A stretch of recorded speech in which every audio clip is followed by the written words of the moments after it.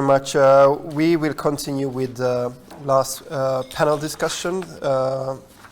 Thank you very much for joining us. We will further scale down the picture to Hungary, and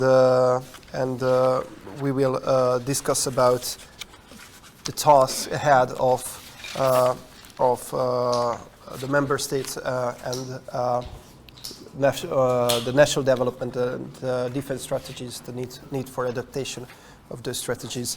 Let me welcome our speakers. First of all, Mr. Tamás Harangozó, who is the Vice President of the Defense Committee of the Hungarian Parliament since 2014 and the member of the Parliament representing the Hungarian Socialist Party since 2010, and Mr. László György Lukács, Vice President of the Defense Committee of the Hungarian Parliament, member of the National Assembly on behalf of the Jobbik Party since 2014.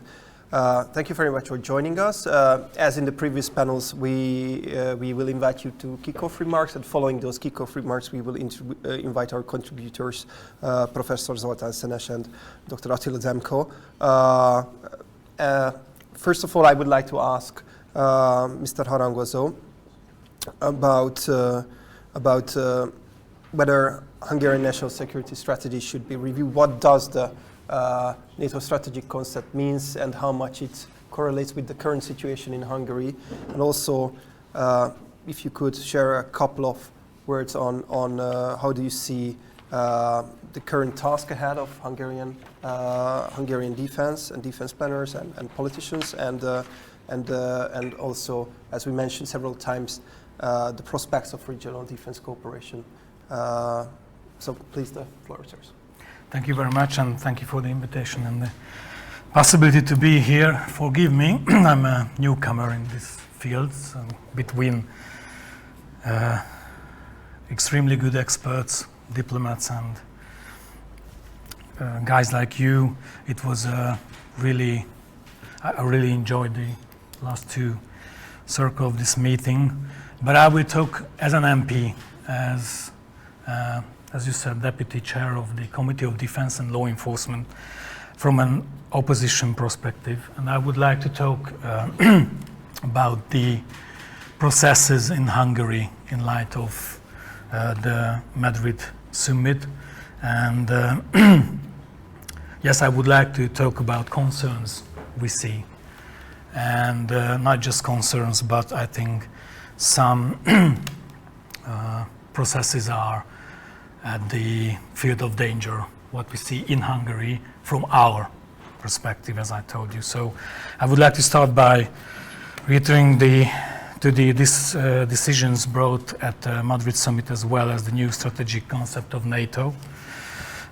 One of the key messages of Madrid summit, according to Russia's aggressor to Ukraine, were to further chase our commitment to democracy, individual liberty, human rights, the rule of law, as well as upholding the rules-based international orders, rules that Hungary accepted when joining the alliance, the European Union, and the international security architecture. The national military strategy of Hungary clearly sets out that the cornerstone of our security is the common defense granted by the Organization of the North Atlantic Treaty, noting the same principle that was also included in every single NATO strategy, namely that building national resilience is the responsibility of the member states. The Hungarian national military strategy declares that homeland security is an all-nation matter, which has two different legs to it. Of course, on one hand, building national resilience requires the holistic approach, including necessary measures to be taken in the fields of security and defense policy, human resources management, the continuous development of equipment, the cooperation with civilian organizations, and so on. On the other hand, the civilian control of the armed forces is also a key importance. In modern democracies, the primacy of politics over the armed forces lays on the principle of popular sovereignty exercised by the representatives of the people elected in the democratic way. Therefore, every MP and every citizen has the right to be informed on the key national security issues and how the taxpayers' money is being spent in this regard. These requirements are set also in NATO guidelines, amongst others, together with the requirement of transparency, accountability, openness, integrity, and external reporting. President Connolly stated at Madrid summit that the alliance, I quote, need to be moved beyond the rhetorical in our commitment to democratic institutions, and recommended the establishment of a democratic resilience center at NATO HQ. What I was talking about could sound boring and theoretically, but let me talk about a little shortly about what's happening in Hungary in these fields. The Hungarian government changed the entire legal background of the HDF in the recent years, including the constitution, the law on national defense, and the Hungarian Defense Forces, and created a new law on coordination of defense and security activities. The common feature of these modifications in legislation is the concentration of power, the elimination of the parliament from the decision-making process and control, and the degradation of the military, the experts of the military. A good example for this, the modification of the constitution. Up until now, the leaders of all parliamentary factions, both of the governing parties and the oppositions and the members of the government were supposed to take control in case of war.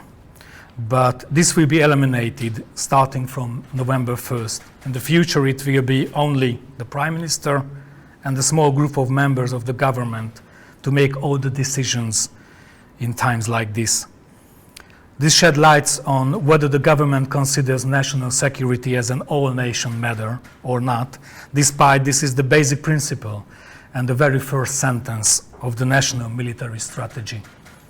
By the way, nor the national security strategy, neither the national military strategy is discussed or accepted by the Hungarian parliament. They became only governmental decisions in the latest years. Currently, it is not the Minister of Defense, but a government commissioner who is controlling the decision-making process on defense procurements. The decisions on defense industry are being brought by the Minister of Technology and Industry, not the Minister of Defense.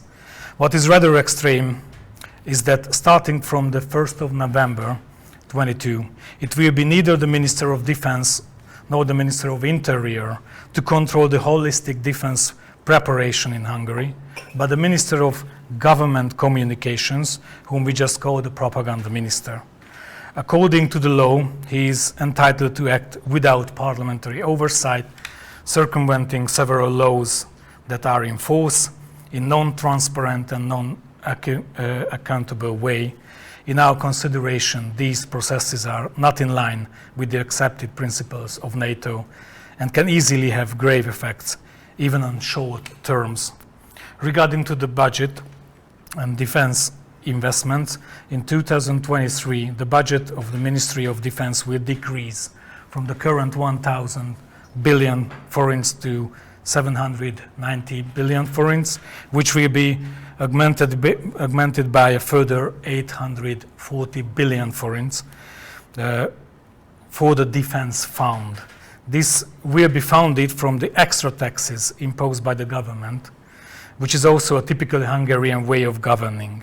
Under the current circumstances, we only can hope that these extra taxes will be collectible too. It is also exhibited that there will be money for the new investments, while the expenditures on the military personnel is 10% lower than the NATO average. These factors are very concerning, since the only strongest foundation of homeland security is well-trained personnels whose integrity is unquestionable since it requires a long-term engagement and forward planning. The main emphasis in the development and transformation of the armed forces is to counter the current security challenges and to prepare for future threats in a comprehensive way, what is called 360-degree approach in NATO. It is also imperative that after 12 years of no or limited real development, the national military strategy aims to build an army of the 21st century. This aim is perfectly well in line with NATO's objectives. However, the implementation of Zrínyi 2026 Armed Forces Development Program raises serious questions. NATO strategic concept, the first in the 12 years, aims to strengthen deterrence and defense. It defines the desired areas of development and procurement in a detailed way, such as artificial intelligence, big data processing, novel materials, and energy. However, neither the direction or the realization of the development of HDF seems to be in line with these requirements. For example, the procurement of civilian passenger carrier airplanes and business jets for defense purposes, which are being used by the members of the government for their international travels, is ridiculous and is an embarrassment for the entire development of the armed forces. In the meantime, the procurement of numerous devices for classic territorial defense purposes were launched. For example, tanks, self-propelled guns, armored fighting vehicles, and helicopters. However, it cannot be foreseen at the moment whether what the government is to do in the field of high-tech industries, if they are planning anything at all.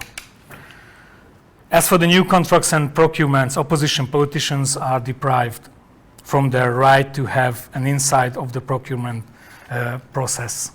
Therefore, the government eliminated our right to fully exercise our obligations as elected representatives, and through this continuously violates the principle of popular sovereignty and principles set out of the treaties of Hungary, signed over the decades with particularly all international organizations.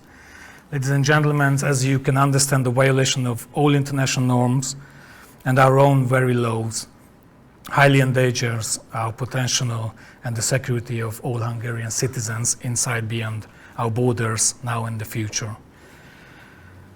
And at last, it is especially concerning now that there is a war in our proximity. Without mentioning the political dangers and possible consequences of the Hungarian government's relations with Russia, our primary aim in the Hungarian Socialist Party is to defend our citizens and to guarantee the security of the Hungarians in Transcarpathia. NATO designed the concept of strengthened forward defense to serve these objectives, and the other V4 countries are fully cooperating with the alliance to enchase it. Sweden joins NATO after 200 years of being non-allied, together with Finland, who has 1,300 kilometer borderline with Russia. Here I just want to warn you that until now the ratification by the Hungarian Parliament not seenable, yet we did not see any proposal by the government. This historical moment points that the direction that entire transatlantic world is united in the common values and the means of guaranteeing the security of the citizens. We accept the Hungarian government to strengthen this aim and not obstruct it. Thank you very much. Thank you very much for raising the attention on these issues. And I would like to invite now Mr.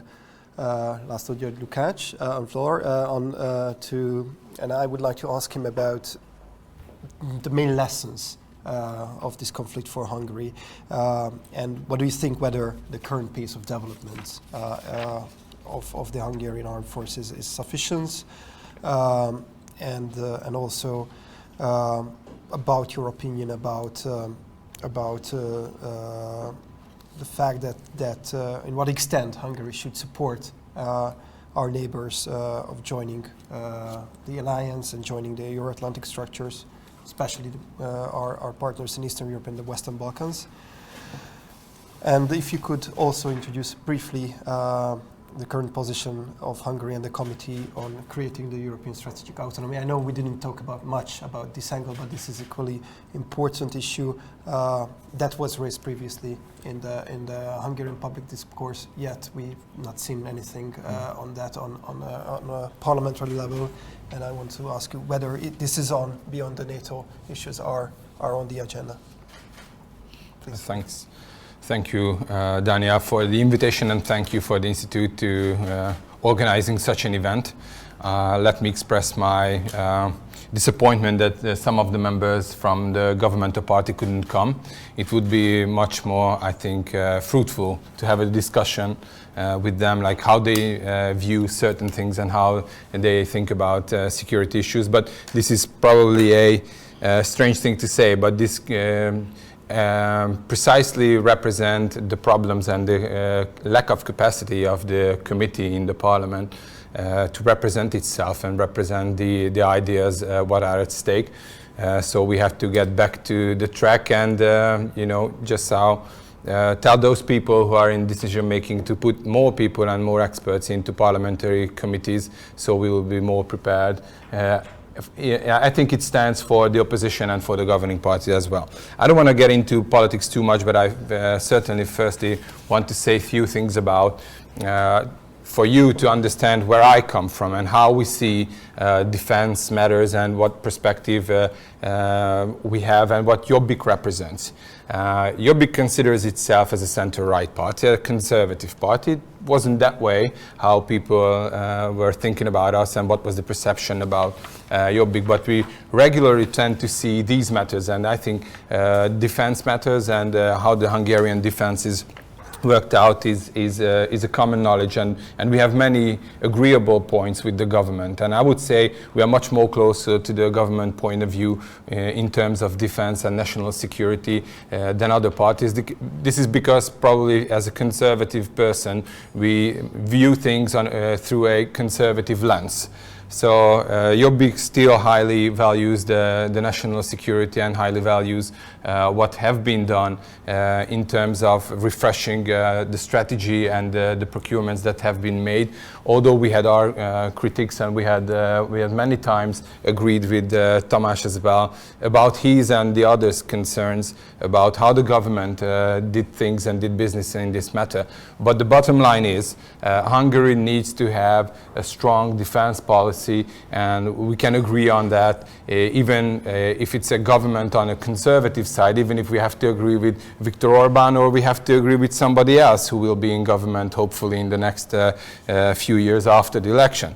If everybody agrees on how the national defense strategy could be well adopted and Hungary could be really good strength have a really good strength in defense capabilities, we can all agree on that. We're not seeing and we are not viewing it as who proposes it, but what the effect and what the aim is.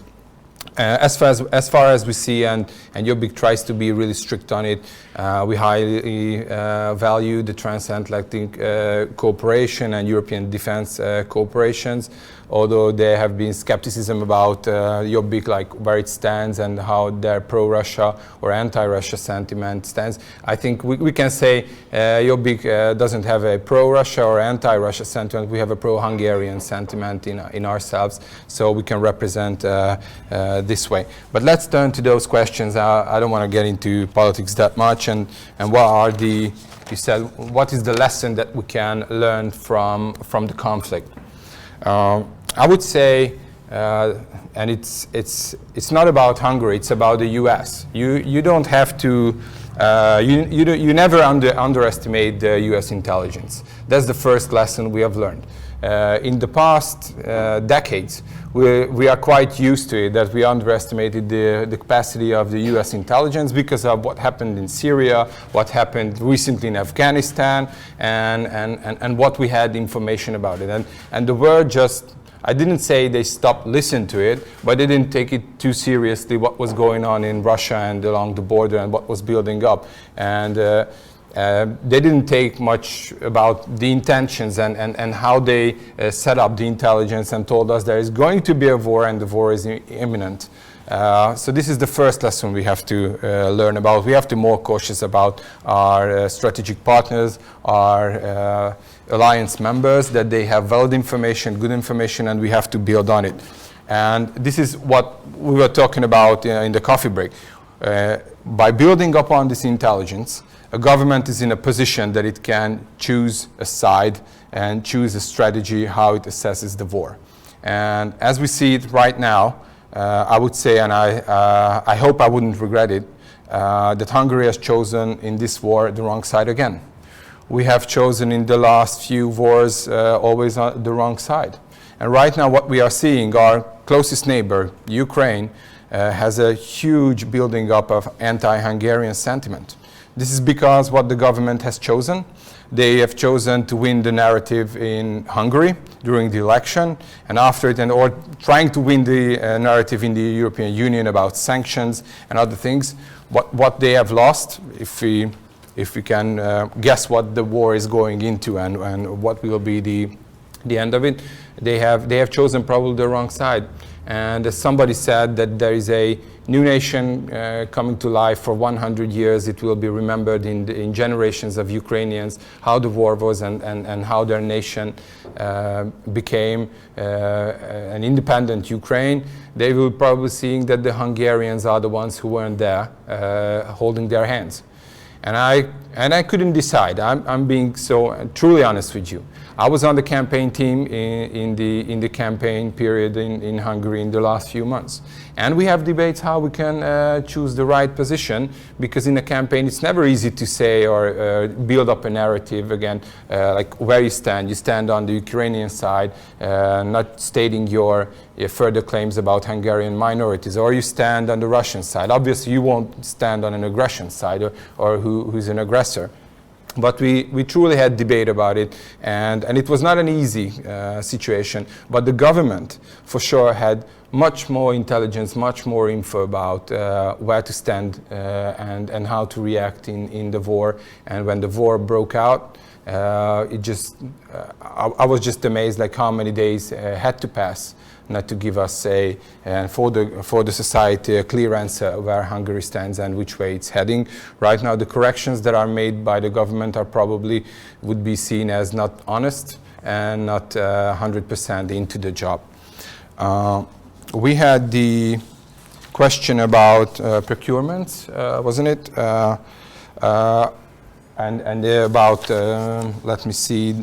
All right, it wasn't about that. But about procurements and how I see things, I would like to touch upon budgetary issues, because when we are talking about how to amend the national security strategy and should the procurement plans should be modified, and you have touched upon how the government planned the next budget, we always have to take in mind that we are in a serious crisis. And we have to see what money the government has for those pledges and for the contracts that have been already made. And I would like to state that the Zrínyi national plan is a good plan to achieve our goals, to have a stronger and better defense force and a better defense capability. And we have to spend money on it, but right now we have to seriously assess if the budgetary means we have are sufficient for that. About our Eastern European and West Balkan relationship and how you said like how we can fully support the nations around us. I think and this is how we have to see it, we have to be totally honest with our neighbors, and those countries are in the Western Balkans and our neighborhood. Hungary and those nations are really used to those things that come from, and don't take it seriously, that come from either from the Western sphere of the world or from the Eastern sphere. Those are political things that they say. But in this region, we like to talk face to face and mostly honest, because this is how we talk to our neighbors, even if there are some really serious issues. So what we have to do is try to have a good dialogue and an honest dialogue with our partners, even with Serbia, even with Montenegro, and with Bosnia, and with those members, and with Romania. I usually go to many NATO parliamentary assemblies and OSCE assemblies and many assemblies, and what we see that usually we don't take it seriously to talk honestly with our Romanian counterparts and other nations. Hungarians are trying to pick up the language and the gestures of how the Western institutes talk to people and how they try to do soft diplomacy. In this region, if we want to do a good cooperation in defense matters, we have to be honest with them. We have to be honest with them what we can do business together. For example, with the Czech Republic. How can we build our capacity together? I mean, we have seen an acquisition in the Czech Republic by I wouldn't say the Hungarian government, but people close to the Hungarian government. I don't want to go into the business ties of it. But if there is a way that we can help each other, and we have the means and the assets, we can help each other maintaining a small and Eastern European, but a common market for defense purposes.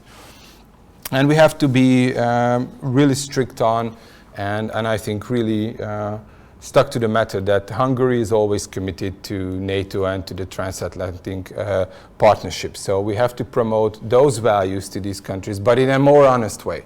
Because usually when somebody comes from NATO headquarters and try to persuade them, as we've seen it's not just honest things that have been said. This was the problem with the EU accession.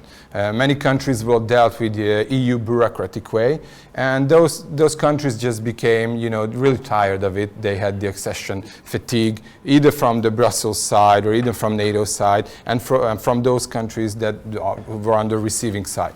So we have to, somehow get through on it, and honesty is one thing about it. Let me just check what I put on it. Did we have any questions about the commitment to European strategy? Okay, you probably asked what the government and the committee's point of view on it. I would love to hear the government's point of view, and I would love to know the committee's point of view on it, because I'm so sorry to tell you and inform you that the Defense Committee have never ever spoken a word about the European strategic autonomy question, and I haven't heard about the government either talking about it, and it wasn't in the ministerial hearing last what was it, in May? So it wasn't the point, and it's not in the field of Hungarian decision makers.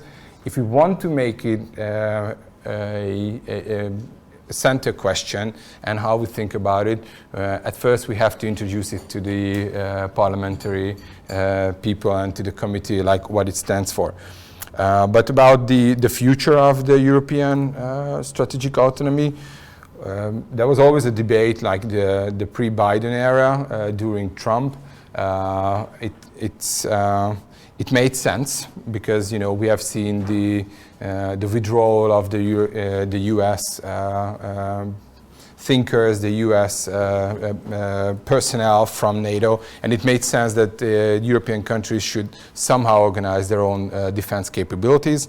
But since the Biden administration, I think it wasn't very much in question, although Biden had, as far as I know, few remarks on how it went and how the French influence went in it. But if we want to promote and we want to have a strong and safe Europe, and I think it falls in line with the defense or the strategic defense of Western Balkans and Eastern states. This strategic autonomy should be further explored. But right now, I think the war just overwrites everything about it, and how NATO attracted much more power right now, and how it reshaped itself, and how it became probably the first and leading organization again in defense policy. I think it puts it into the back of the topic list, so it's out of top 10 on defense matters, like how the European strategic autonomy, defense autonomy works out.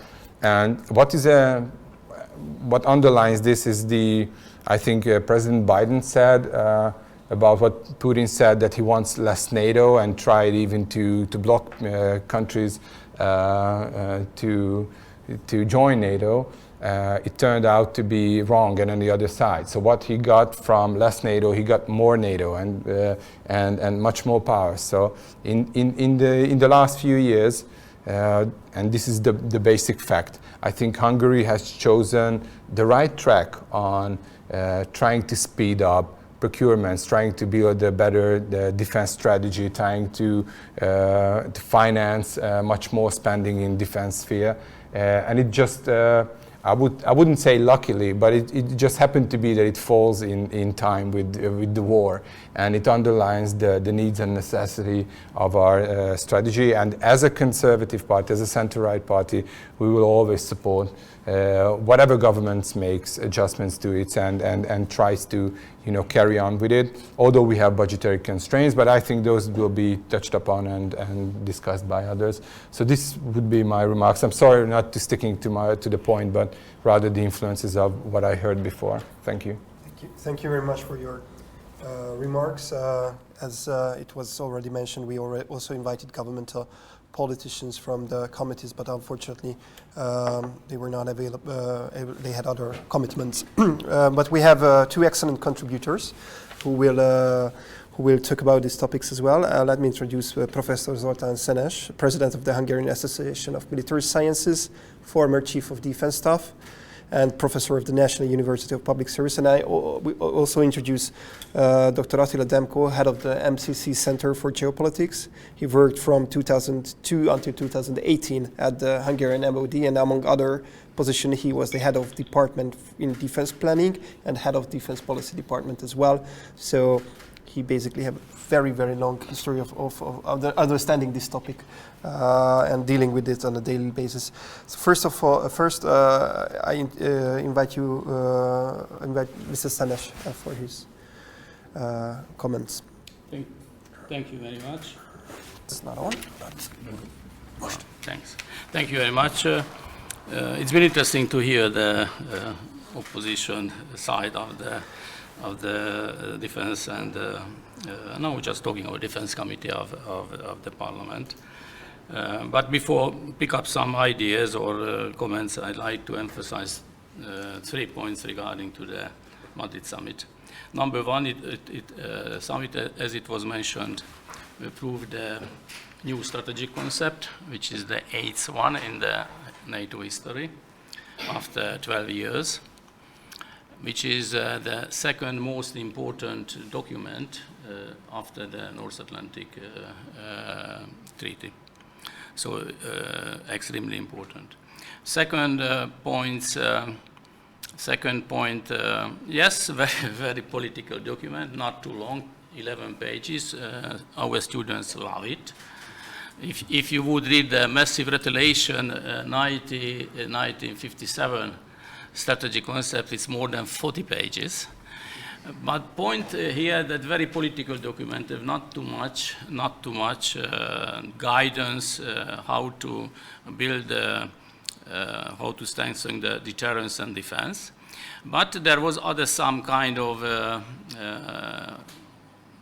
on the margin of the summit, at least decision or information from the Secretary General, which now I try to draw the attention. Also, the summit approved the new NATO force model, which is aiming to establish very quickly, which is, I think, it's absolutely, I don't think that would be possible, but very quickly by the end of the next year, to set up 300,000 strong rapid reaction forces, in which 100,000 would be ready within 10 days, and the rest 200,000 should be ready within 1 month. lots of discussion, debate about why and how much, but this decision reminded me to the old Cold War times. I think it was 52 when NATO also decided to set up within 2 years 50 divisions, and they never achieved it. But 100,000, just talking about them, is very, very complicated because NATO just decided in 2014 about to enlarge or to enhance the NATO reaction force up to 40,000 strong forces. And lots of efforts made over the last 8 years. And then before Madrid summit, NATO had 2 extraordinary meetings. First on the second day of the Russian invasion in Ukraine, so on 25th of February, when mobilized, the decision was to mobilize and to use the NATO reaction force, which was that time again 40,000. And the force was not fully ready. So, but politically very important, I remember when the Prime Minister returned to the summit on Friday morning, he was talking about how we should fast, quickly increase the readiness of the forces. And even the new defense minister already issued the direction to achieve it. But problem is that it's very high level, and we have organizational question with what you were talking about, to equipment, to buy equipment, changes in the structure, training, personnel matter number one. We just had 2 days ago, or last Friday, sorry, the German chief of defense at the university who was talking about 15% missing, 15% missing from the Bundeswehr armed forces. We don't know because this information in Hungary is not public, but if you follow the minister's statements, close, similar. But the point here, so the readiness is very important, and this is which I think most important, how we can achieve the increase of the readiness. Because the military equipment, as it was rightly pointed out, based on the Zrínyi program, there is a sometimes publicly, sometimes not, but there is a plan how we buy and how many equipment we will buy. So the equipment will be coming. But how change the structure, how to change the doctrines, how to change the organization. We already know from the new government that now there will be two huge changes in the defense forces, which you can say that partly replying or answering to the Madrid decision. Number one, General Staff, which used to be now currently independent, will be integrated back to the Ministry of Defense. By the way, it also would be influencing on the civilian control over the military if this change will occur. Number two, the armed forces also will be undergoing new restructuring. And new component commands will be set up, like, for instance, Special Operation Forces Command and Cyber Command, which is also a new issue. So, turning back to the Madrid summit, so Madrid summit approved the strategy concept, but in addition to the document, they already decided some very important military decision, which will be more clear in next June when the ministerial defense planning guidance will be approved. But this is, at least I can see all decisions taken in Madrid, this is the most serious impact on the Hungarian issue. And the third issue, it was several times mentioned, the budget. During our times, the budget goal was 1.3%, which, by the way, in 2010 was approved by Fidesz as well.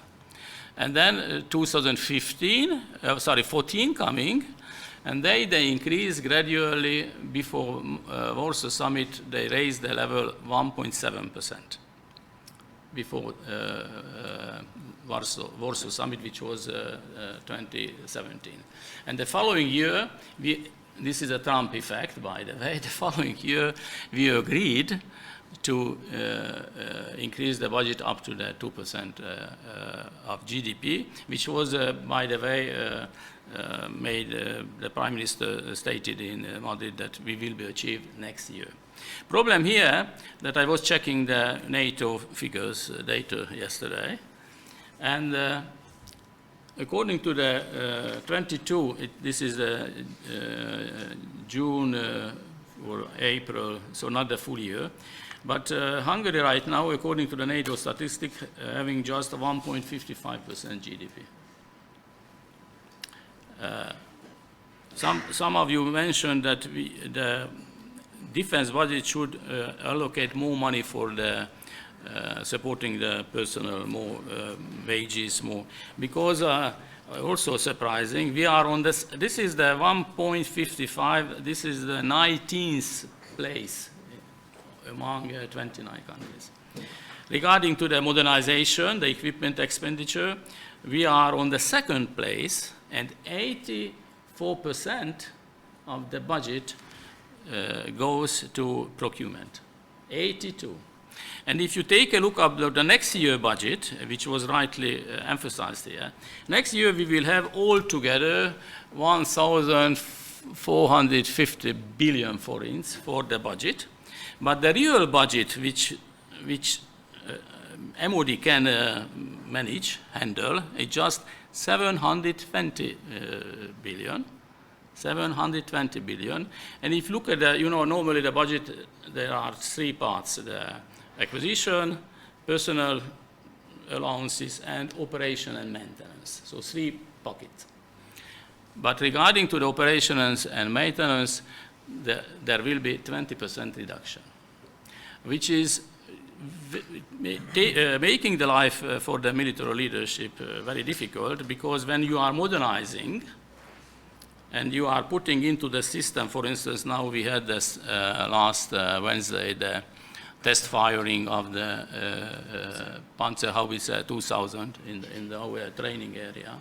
So when you put to the artillery battalion, you need all the time additional money for training, for spare parts, for infrastructure, for everything. And it's a huge limitation already for the next year. So I think this should be discussed or highlighted by the MOD. And finally, regarding to the cost, certainly now NATO normally measuring contribution of nations to the alliance in 3 C's, which is costs increasing now, the budget increasing, contributions to peacekeeping, which we have had all the time a good contribution, so within 1/3, and now the capabilities improvement. Capabilities which is depending on the production and procurement and the speed of the procurement. The first links which will be produced in Hungary will come just at the end of December according to the plan. So here I think it would be important, certainly we don't know publicly, but to review the whole procurement system and procurement orders, and to check how we can accelerate in order to increase the readiness. And finally, I pick up some points from our two deputy chairs. Legislation. Yes, we've got in 2020 a new national security strategy. It's a modern one. I checked last week, except relations with Russia, which is should be addressed. China, it's softer a little bit, but Russia definitely. So this para definitely should be changed, definitely. military strategy, as it was mentioned from the last year, less change, but nevertheless also the military strategy should reflect to the new NATO force structure requirement. Forces wants to increase the personnel, new brigade will be set up, so more operational forces. But what it was mentioned by Tamás, the Harangozó, now the legislature changed generally and centralized. So we have a law about the coordination of defense and security measures. We have new defense law. We had the 99th amendments to the basic law. And now we can see parallel changes. The Defense Council already was set up in July. I haven't seen yet legislature. Last week was the Central Defense Administration Agency will be set up, which also supporting these legislative changes. Plus, which I already mentioned, we will have changes in the MOD and Defense Command strategy, Defense Command structure. So the legislature changes, political decision-making changes, plus MOD and military changes, plus legislation should be coordinated. And finally, I also pick up one more issue, the civilian control. You know, now we have a real civilian Minister of Defense. So now it's, because previously we had the former Chief of Defense, Dr. Demkó, who used to be a four-star, and he got a lot of criticism. But in America, still a military minister, that defense minister was military. But the point here now, our MOD really civilian. I never seen over the 30 years, because all of them knew, absolutely knew, except two assistant secretary. And that's the problem now, because you know, as you rightly describing, you are jumping in a very quick changing international arena, plus a lots of requirement from Madrid, and we should have had ready to answer to the changes at the high level. Certainly they can solve involving expert research institutions, think tanks, etc. But the challenge very big, because we are fighting for time. And finally, which I fully agree, that we are not on the we are on the wrong side.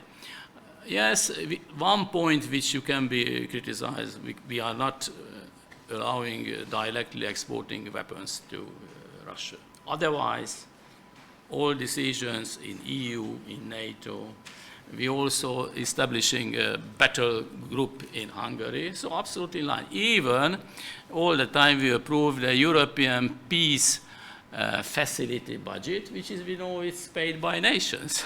So it's a political, so politically not, but we are practically involved, except there is no direct export of military equipment to Ukraine. Thank you very much. Thank you very much. I will give the floor now to Attila to react. I've seen he made like 3 pages of notes. Thank you very much. Well, I'm not a politician and I'm not a soldier, so I'm between the two worlds here. I was a civilian serving the MOD for 16 or 18 years, so quite a long time. So I've seen governments, several governments from the inside. So I will have some political reactions too, because it's important to see the full picture. As for a very important issue that General Szenes talked about is Ukraine. Because again, we have to see what Hungary is doing and what is the perception. And what Hungary is doing is actually basically 90% what any other NATO and EU member state is doing. So actually, not only the peace facility, but for example, Hungary offered treatment for wounded Ukrainian personnel in the Hungarian military hospital. That's not a direct military help, but definitely a military help. It's up to Ukraine to use it. Hungary is hosting right now in the range of 100,000 Ukrainian refugees, and they have, I think, whatever we can do, we are doing for them. It's very important to underline that we supported most of the decisions. It's very important because we have an international audience, just to highlight what really Hungary did. Most decisions in EU, what was not supported, actually, I think it's for the strengthening of the EU response, not for the weakening. Since sanctions, it's now, I think, very clear to everyone that gas sanctions actually are not a good tool. There was discussion, and now we see that it's a tool for Russia and not a tool for us. And also with oil, I think we made a strategic mistake, because helping Russia to earn more is not a good policy, and hurting our economies are not a good policy. So I think Hungary here was telling the truth, and of course it's not always nice to go against the tide, but I think this Hungarian government is pretty used to do it in the last 12 years, and they are not afraid to do it. And one very painful side of why Hungary is different on Ukraine, and it's usually not told, but I will tell it here, and I will be extremely unpopular if there is Ukrainian audience. I was at the MOD as head of defense policy between 2014 to 2018. The first thing we did after the first Russian, because this is not a new Russian aggression. Russian aggression started in February of 2014. And we were there with Minister Hende in NATO when this happened, when the first BTR-80s left Sevastopol. And we sat down with the Ukrainian minister and we offered them full help in joining NATO and everything. We had only one little demand, that there should be no worsening of the Hungarian communities, minorities situation in Ukraine. And from 2014 to 2017, Ukraine promised, and we lost all trust in Ukraine in 2017 when they did exactly the opposite what they promised. This is not something to be forgotten, and unfortunately there is no trust in many corridors in Hungary for what Ukraine is doing on this field. And I have to tell you that since the Hungarian community's leader is in exile in Hungary, because in 2020 Ukraine pushed him out in a case reminiscent of what Russia would do, well, that's a problem.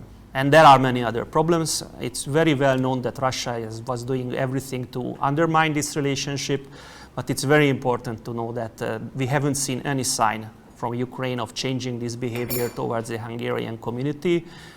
And you have to see the emotional part of Hungarian policy in that full picture. That it was very unwise from 2017 to 2022 what Ukraine was doing on this field. And I think the opposition also supported the government in not accepting these, let's say, not very clever Ukrainian measures. And again, we have to see what Hungary is doing in terms of development of the military and in terms of NATO.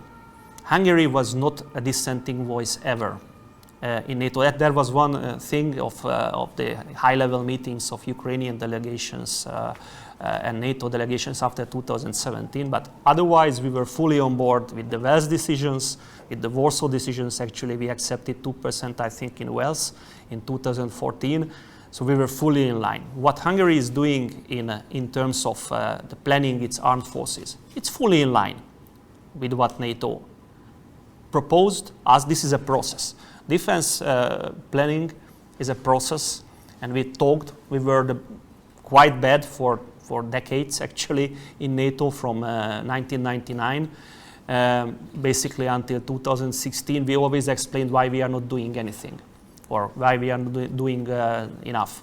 And now I think our plan, and as I completely agree with the deputy chairman, we have a very good plan, Zrínyi 2026, and this is completely in NATO. Actually, I was there as head of defense planning in 2010. If they tell me that we have such a plan 6 years later, I would have been very happy.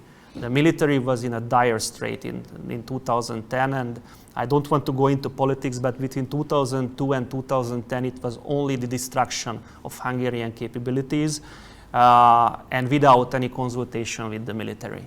So actually there were such decisions that for example, there were some ideas just to abolish Hungarian tank forces fully. And of course there was resistance, but for example, the self-propelled artillery was thrown out in full. So there is a big difference between the approach between the former socialist government and the Fidesz government in this. I think it's more realistic.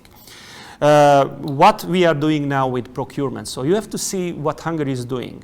We are not cooperating with Russia or China in defense. We are cooperating with Germany, we are cooperating with Turkey, we are cooperating with the United States, we are cooperating with the Czech Republic, and of course it would be happy to cooperate with Poland, but Poland is totally in a different league. We are cooperating with countries in the neighborhood. We are cooperating with Croatia very strongly. So Sweden, of course, Sweden is extremely important. So I think you have to see not the press reports about what Hungary is doing, but the realities of what Hungary is doing. Again, we are on the side of Ukraine in basically everything, except maybe on this issue regarding the Hungarian community in Ukraine. We are on the side of, fully on the side of strengthening NATO's eastern flank. And Hungarian military from basically zero, because that was the capability was converging to zero in 2010, is going up to be maybe the third. Well, the Finnish, with the entering of Finland, I'm not saying the third military force on the eastern flank because Finland is quite strong. But let's say Poland is undisputedly number one, then Romania. Then Hungary or Finland, we will see in terms of the professional forces, of course, because Finland has a large reserve forces. So it's a significant force. It's fully NATO compatible force. And of course, we have to change the strategies, both the military and the security strategy. These are new strategies, actually, by how strategies are usually changed, 2020 and 21.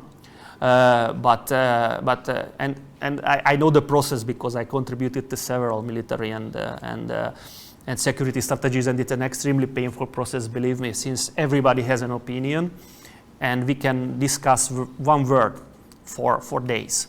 So I did it several times. I have a lot of gray hair. Some of it is coming from that. Believe me, it's like so many people, so many different opinions. And we tried, actually, we talked to, 2017 I was heading the process for a while, for half a year. We talked, of course, not only to the government institutions, to the Ministry of Foreign Affairs, but others too, I mean in terms of the civilian security experts. So what I would like to say that Hungary maybe has a bad reputation, but it's a strong force in NATO. It's becoming stronger basically by the day. We have celebrated the arrival of the first Panzerhaubitze 2000s, and more will come. I think we learned the lessons, first lessons also from the latest Russian aggression against Ukraine. Again, this Russian aggression is not new. We always forget. This is for 8 years now. Definitely much more will be done on terms of artillery and recon UAVs, which is a weak point still, I think, but I think the government is working on it. So what I would like to say in general, that Hungary is contributing to NATO quite well. In the last 12 years, in terms of contribution compared to the size of the country, for several years we were in the top 3 in terms of missions. There were years when 10% of the Hungarian budget went to missions during after 2010. There were years where we were number 2 as far as I remember, according to NATO HQ's counting. Now we are heading the Kosovo operation, which is the biggest NATO operation right now. And our fighters, I think, are still in the Baltics, defending airspace, NATO airspace from Russian incursions. So I think this perception must be changed about Hungary. I'm pretty sure that not everything is perfect. I don't know so much about the legal changes right now. That's not my field, so I cannot comment on it. But I never heard even one voice of questioning NATO's importance as a cornerstone of Hungarian security, or any questioning of Article 5 from Hungary. So I think on that side, any questions are weakening NATO and not good, not serving the strengthening of the eastern flank. Thank you. Thank you. Thank you very much. Now I would like to open the floor for questions, comments, and Marcin is as András, but the floor is yours.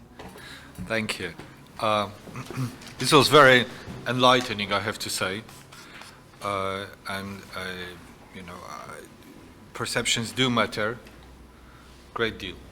So when you said, when you were talking about like Hungary picking always the wrong side, and then you said that the government has again picked up the wrong side, I thought you were talking about Russia, because that's how Hungarian foreign policy is viewed from outside. So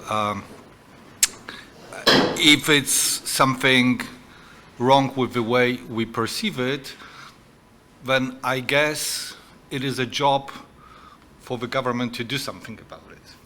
Huh?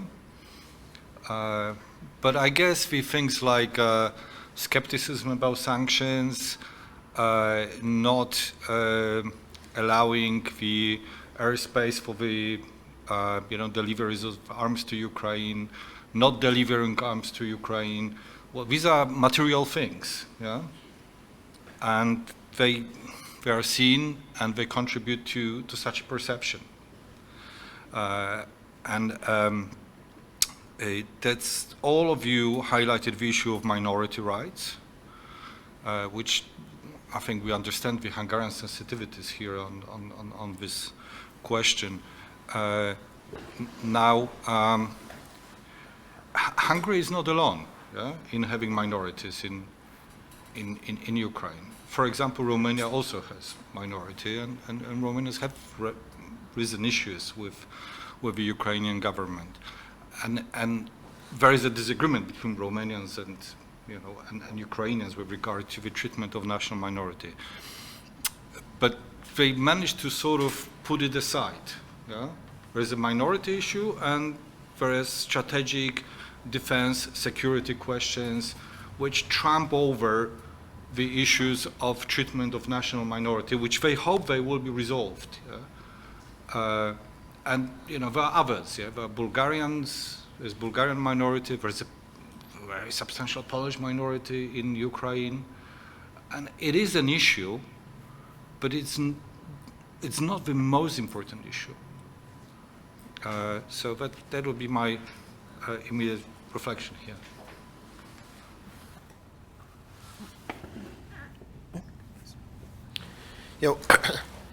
First, thank you so much for all the comments. I found it really interesting to get the Hungarian perspective from different angles as well.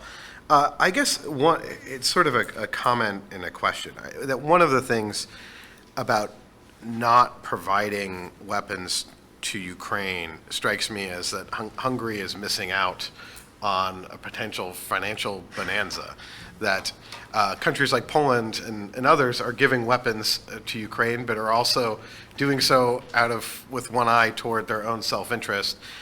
When Secretary of State Tony Blinken went to Ukraine and announced that the United States would use some of its security assistance essentially to backfill countries giving weapons to Ukraine.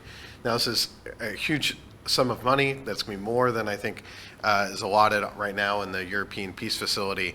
But it's not going to be eligible to Hungary, I assume, because Hungary hasn't provided weapons to Ukraine.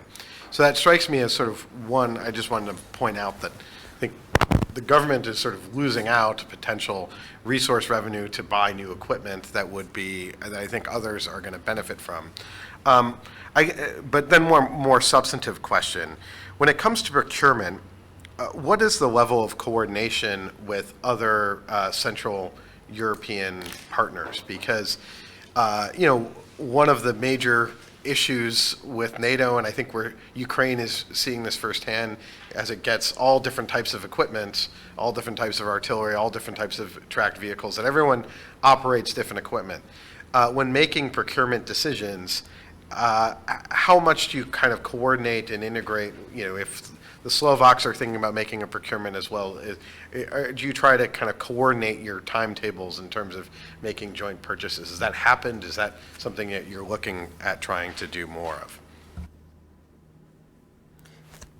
Rika, you also had something comment, and maybe we can come back to. Yeah, no, thank you very much, and I really enjoyed also the panel. I think it's a great one to sort of to have, and I think I want to join in on one of the most strategic question I think that we have in this conflict at this moment, which is the Hungarian-Ukrainian relationship. Because it is a very tough one. I think the example that you quoted of the Ukrainian side not being responsive to a Hungarian request is a last in a series. There had been other instances in which this issue was raised. A lot of support has been offered to Kiev in various instances to various prime ministers, various Ukrainian governments in this context, and none of them have been responded. So it seemed to be like a regular feature. The Hungarian support has always been offered, and the various Ukrainian successive governments were never responsive as concerns the situation of the Hungarian minority there, which is like really, you're right, Martin, it's not the only one, and it's very small. When we compare it to the Ukrainian population, it's under 1%. We have an under 1% Romanian minority there. Also, the Polish minority is under like 1% or 1.1, so it's around that level. So yeah, it's not the only country. The only minority, but it was never receiving any support from the official Ukrainian governmental positions or by the Rada. So it is a very painful story. But there are two sort of approaches to this that we have seen since February 24, and I think that's kind of a watershed.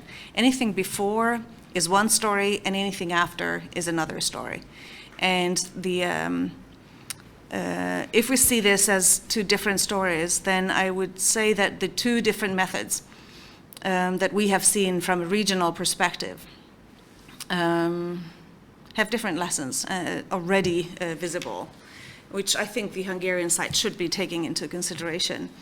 One is the kind of that approach that we have seen in which by Budapest, which is more, yes, supportive of in many ways, but still having this problem sort of which they can't swallow, they can't spit it out, so it's like it's stuck.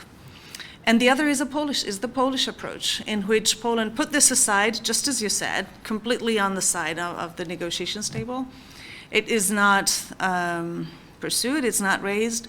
There's a full support for the Ukrainian efforts for defending their sovereignty and their freedom.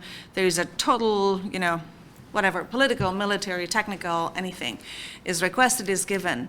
And what we have seen as a response, I think, is very interesting. The Rada has accepted, a month ago maybe, this very special law on how Polish investment, Ukrainian relations will develop, how Polish investments will be handled legally, what possibilities the Polish citizens can have in Ukraine for anything of their interest, which is very, very positive and very open towards Polish interests. So I think there is a message there, which is that yes, besides the fact that I as I said in the beginning, I think it's very important that this Ukrainian identity that is being formed is going to be defining. So whoever is a friend for 100 years, and whoever is not a friend now is not going to be a friend for the next 10 Ukrainian presidents. There is an immediate difference of the reaction or of the possibilities, and so I would certainly find it very instructive to go into the details of these two venues or two approaches towards the national minorities question, and draw some conclusions, and try to see what's behind, what makes more sense, what is serving more a national interest in the long term. Because yeah, of course, I know that it's been very difficult. I was part of some of these negotiations myself. When we did raise teeny tiny little issues of a teeny tiny minority from a majority's point of view. And it would be completely reasonable to treat would have been before February 24, to treat a Russian minority differently in Ukraine than the under 1% minorities. Just mathematically, it would have been possible for the Ukrainian president or Rada or governments. They never did it, which I think is a big mistake on their side, which has been on for 15 years or so. So I think they made a mistake, that's for sure. I think they should have been a lot more, understanding of their situation in Central Eastern Europe. They have their neighbors. They will always have Poland as who is a stakeholder for Ukraine in the EU institutions.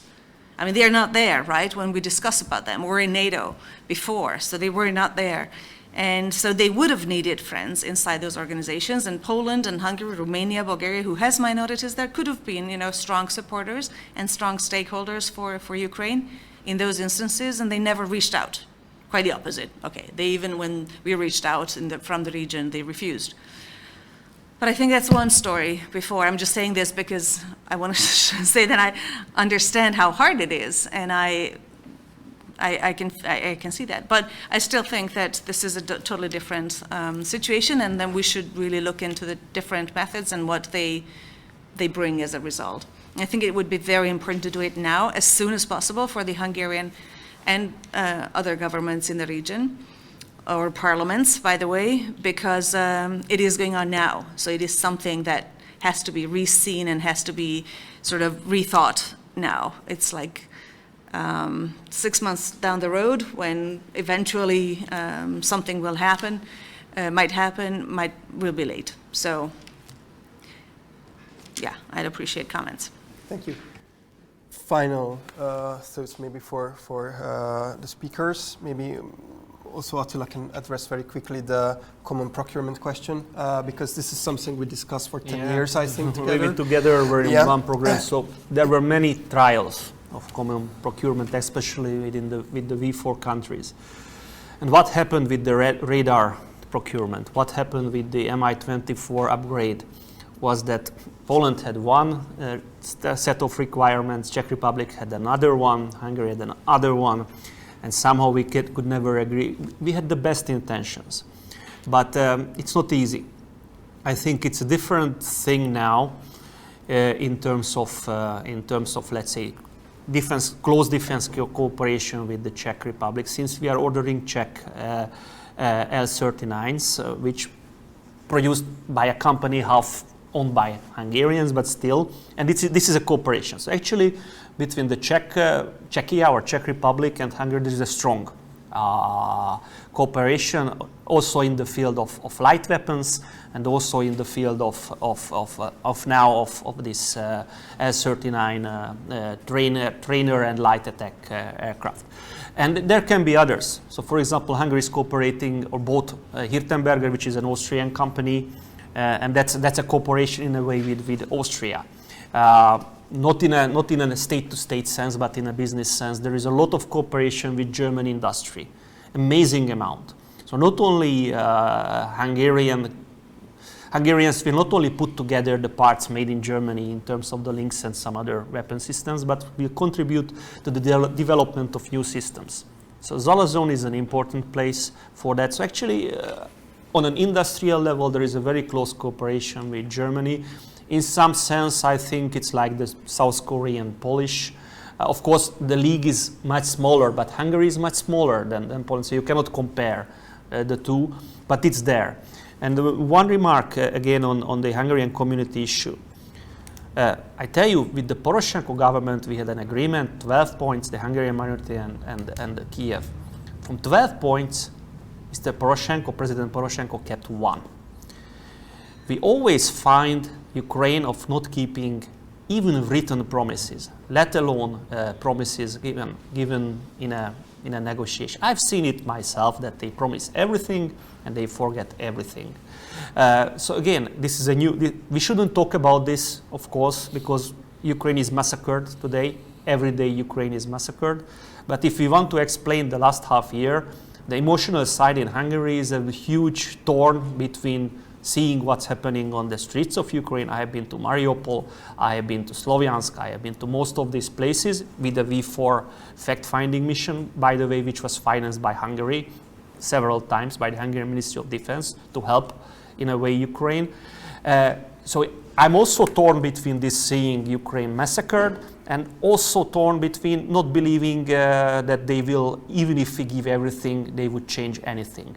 Poland is in a different league again. We are not comparable to Poland. It's two different leagues. Poland is the leader of this region. Of course, Ukraine will behave differently, but the Polish minority, let's say, it's not viable on the long term. Hungarian minority was viable as a community, to be very, very blunt, in terms of living in one block, having a very strong cultural distinctness from Ukraine. This is being destroyed today in the last 8 years, and I have personal connections to that, so it's also an emotional issue for many of us. You have to understand these are emotions, not only a rational approach. The rational approach is different. But since I can tell you, I'm in the media several times, I get so many attacks from Hungarian right-wing commenters for saying that Russia is terrible, whatever. And I understand their emotions in some ways, because they see they see only Ukraine, they don't see farther away. And that's a problem, but emotions are some of the strongest drivers of policy, and maybe stronger driver than self-interest or future cooperation prospects. I think it's now not going to change much. Maybe if you have some final thoughts. About this topic, the Hungarian minority, I agree. We agree that the Ukrainian government made it fall. So it cannot work like this. But I think what is really useful is to listen to Réka Szemerkényi and to somehow change, maybe somehow change our mood, to reach our goal. Our goal is to defend our extraterritorial Hungarians in Transcarpathia. This is the goal. I think we have a common goal on this. How to reach it, maybe it's different. What we've done, what the government done in the last years. But it seems like from Ukraine and from Poland and from Western Europe and from United States, nearly that the Hungarian government and badly Hungary itself is like a semi-pro-Russian country. It seems like somehow it happened. It's not a Russian hybrid warfare's effort. That is too. No, not. This is the statements of the Hungarian government and political reactions the Hungarian government done in the last half year. So I think it's a problem, and it's a national security question that Réka raised.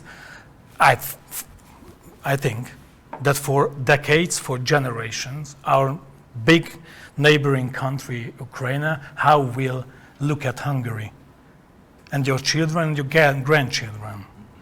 And this is decided in these weeks, months, and years.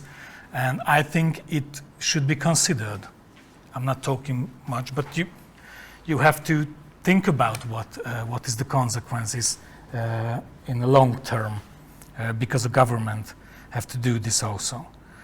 And I think this is a good time to earn the heart of the Ukrainian people also, not the government, the people, and we will always need their heart if we want to protect our minority in their countries. This is my opinion. Secondly, you mentioned that until 2010 it was a disaster for the Hungarian military. I don't want to go on details, but a fact that the Fidesz government went on this road, and until 2013, which was the bottom line, with 0.7 percent of the GDP spent to the Hungarian defense forces. I think it was the bottom point of this, and of course Wells changed it. And finally, we are politicians in the Committee of Defense. Both of us are deputy chair of it. Of course, we are happy to have a development in the Hungarian defense forces. We would be stupid if not, or we would sit in another committee. We are committed to it. We are devoted to this thing.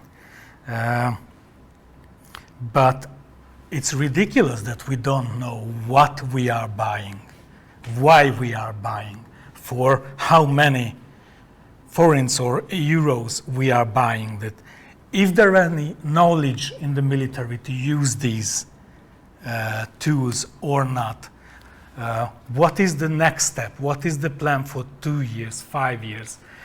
And why is it ridiculous that the parliamentary committee's deputy chair cannot know this? Because we spend, the Hungarian taxpayers spend thousands of billions of forints for this. It's not private business of the government. And it will determine the Hungarian defense forces for decades.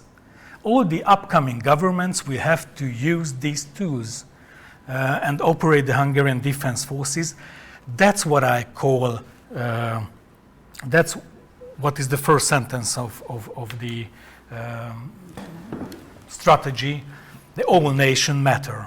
In an all nation matter, parliamentary parties should discuss on it and should decide together on it for the upcoming decades and this is what we are really missing, I think, from the current situation.